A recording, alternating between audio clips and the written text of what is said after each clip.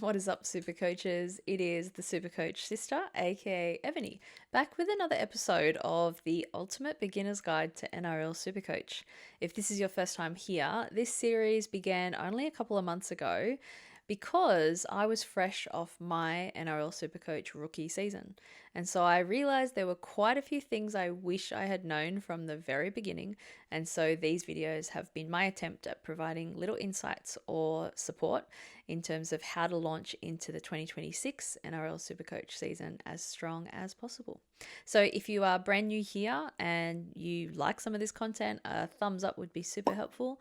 And even go ahead and subscribe for ongoing guidance and support in terms of how we play SuperCoach to our best if we're still learning. Today's episode in particular is all about trades.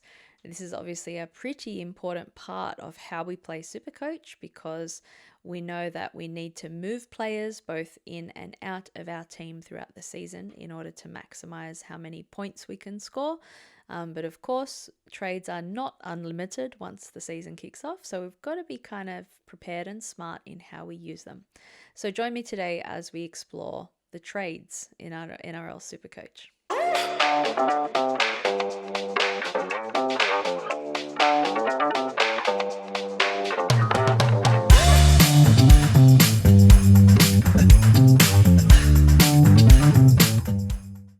All right, well, maybe the first basic piece of information to know is that we are provided with 46 trades across the entire 27 rounds of the NRL season. This is obviously before finals. So this is regular season, 27 rounds. So obviously if we do a quick calculation, maths is not my strong suit, but we can see very quickly we don't get more than 1 point something trades per round, for example. So we don't have enough trades up our sleeve to make 2 trades every single week. However, 2 is the number of trades we are actually capped at making on any given round. This is with a couple of exceptions. So during the origin period, we do have 2 types of bye rounds that are unique to the rest of the season. So there's one set of what we call major byes. So this is during rounds 12, 15, and 18 this year. And during those rounds, we actually have 7 teams on the bye. So whereas a typical round would only have 1, these major bye rounds see 7 teams not taking the field that week. So pretty significant in terms of how many players we kind of lose out on. In these major bye rounds, we are provided with the opportunity to use 3 trades instead of 2. In the minor bye rounds, even though we do have 3 teams on the bye, we don't get additional trades to use in those minor byes. But on top of the 2 in a normal round or the 3 byes in a major bye round, we are also provided with, across the season, 5 boosts. So this is simply that 5 times throughout the season, we can nominate to utilize one of our boosts and add an extra trade onto that round. So in a normal round, that would mean we can make 3 trades in that week. And in a major bye round, we could actually make up to 4 trades in that week. Now, of course, these 5 boosts, as well as the 2 trades max per week or the 3 trades max in major bye rounds, this still is capped by a total of 46 trades throughout the season. So if we go utilizing our boosts, let's say in the first 5 rounds of the season, we've already used 15 out of 46. So we've used basically a third of our possible available trades for the whole season in probably only 15 to 20% of the rounds we need to get through.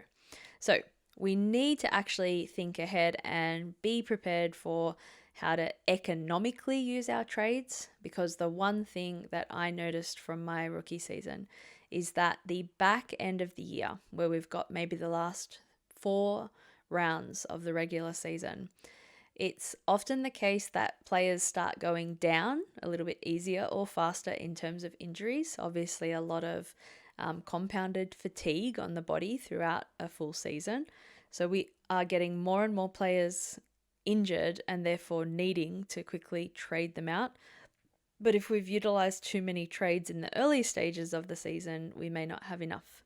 Lastly, often as well in those last 3 or 4 rounds, if we have players from teams that are ranked pretty high on the ladder and are looking really secure for getting a position on the ladder in the top 8 before the end of season, you may have coaches nominating to rest some of their key players.